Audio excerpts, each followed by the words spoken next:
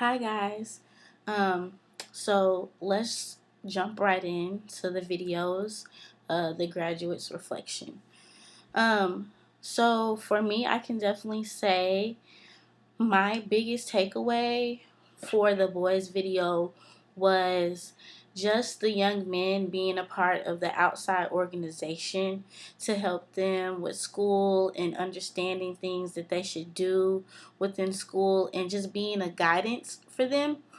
Um, I think that was my biggest takeaway because currently I work um, at Texas A&M, and I work really closely with the program slash class course called Uniting Divine Sisters.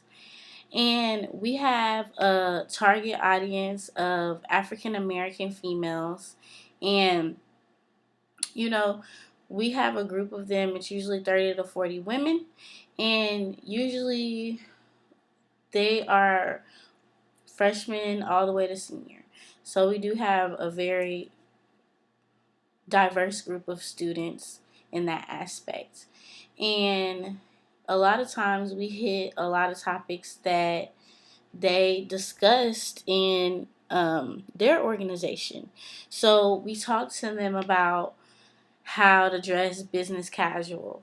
We talked to them about how it is being a black woman in society and also in the workforce. How some hairstyles of black women is frowned upon. Um, Also, we discussed how we're all black women, but we come from various social economic statuses and have different types of parents with different parenting skills and rules and things like that. So within us, we are very different, and we grew up different, and we have different qualities and things like that. So in the video, it kind of touched me when the counselor in the organization was saying that he was trying to get the student to smile, and he never saw him smile or anything like that. Um, and he finally got him to smile. And I know that's something so simple, something smiling people do every day. But that was a big step for him. That was almost a breakthrough to get him to smile, even though if it was fake or goofy or whatever, regardless of that, you know, it was a step for them. And how he didn't feel a part of the organization because he felt like it was just a bunch of nerds in the organization and things like that, and he felt like he was a cholo and he didn't fit in with the group. So I think his story, resonated with me the most in the boys video, because even with him thinking that, he still had the leadership and guidance to realize that he could do this. He could build those, I think they were building like bridges or something, and win those competitions that are scientific and things like that.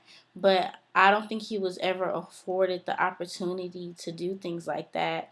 So him being able to have that experience and understand who he is, and understanding that he's able to do these things because he's out his element and somebody believes in him, that definitely touched my heart, because I know how hard,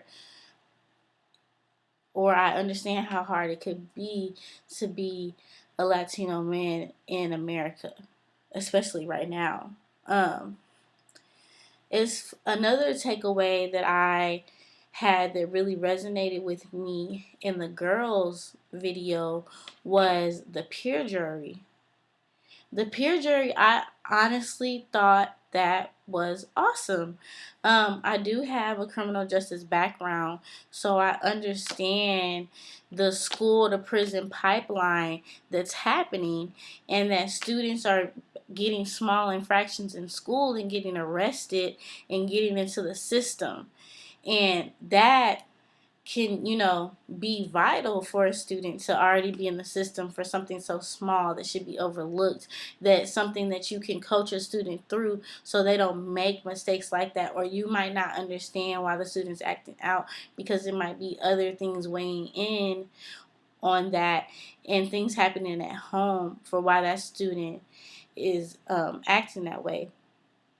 And the young lady who got really involved in the peer jury, and actually the whole peer jury session, I think was amazing to have other students talking to another student about how she can better herself and why is she having problems with this teacher and why does she feel like the teacher's picking on her, and how she came to that conclusion and was able to open up with them towards the end and understand, like, maybe I do need to open up and work on A, B, or C. And the actual teacher just sat in the back and, let the students take care of that. And it was a very honest conversation that the students were having. And I honestly think it had a very positive impact and outcome with that. So, with me just having that criminal justice background and knowing that, the school to prison pipeline is a real thing, I think that program is amazing. I hate that they shut it down or it didn't work out and they discontinued it. I think it's something that they should still continue. I think it's something that got the students involved. And if you think about it, if you're a student on the peer jury, you're also less likely to do things or have acts in school that will get you in trouble, because honestly, you're almost held to a different standard when you're kind of sitting on that peer jury committee. So I think it's good for the students involved. I think it's good for the students being accused. I think it's good for everyone involved, especially the teachers, to kind of sit back and let the students take care of it and have those really adult and hard conversations. And also, not only that, it helps them with their communication skills. Um, so what is like the most relevant issue that's happening in my school that I saw in the videos would definitely be students. I currently work on campus at A&M.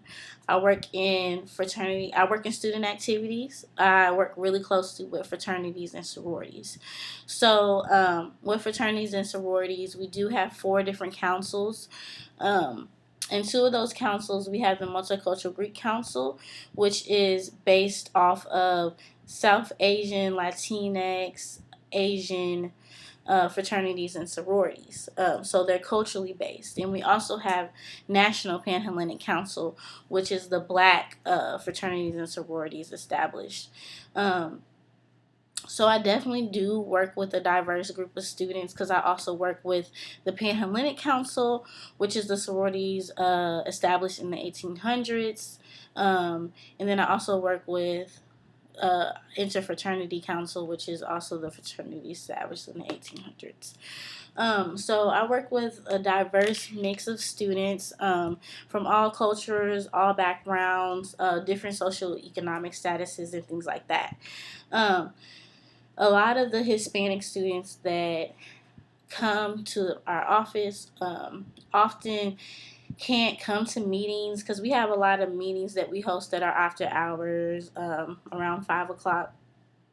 And they discuss with us that they have jobs and they're not able to attend those things. Or even sometimes when I have students in my office, they've expressed to me that, when, for instance, they get their refund check back, they will send it back to their family instead of, buying books or paying rents or doing, things that other students might do with that money, because they want to make sure they're taking care of their family. Or students who work full-time while going to school to make sure they have money to support their family and things like that. And a lot of students will stay pretty close to home because they don't want to be far away from their family, and they want to make sure that they're able to attend things and see their family often, because family is very important to them. So that's just something that I know impacts students a lot, and is something that I feel that's really relevant in school. I definitely understand it. Um, we always accommodate students if they have to work. We never make them feel like they can't be in the organization or that this needs to be a priority, because we understand that um, that's important, and having a job is important, and being able to provide for their family is important. If I was a school counselor, some things that I would do um, to work through these issues is just make sure when I'm working with the student that I ask about their environment. Make sure I understand their environment that they're in, and understand their background and their parents and things like that, so I can help them navigate through their experiences that they're having. Um, Also, recommend that they join a type of organization that we saw in the videos, or have a list of the organizations on hand where I can maybe call in someone who will be able to talk to them about some of the issues that they're having if I don't feel like I could. But definitely, I think having an outlet like the organizations is definitely beneficial to students. Um, Hispanic students, or any student at all. Um, another idea, another thing is, I was watching a video and someone told them that, they just can't do college. And I don't think you should ever tell a student something that they can't do, or have a negative impact because they listen to you, and they believe you. So that's not something that I would never tell a student. So if I was a counselor, I would definitely work through these issues and try to find other areas and other ways to make sure that they can reach their goals, and make sure that they're doing the things that they foresee in their future.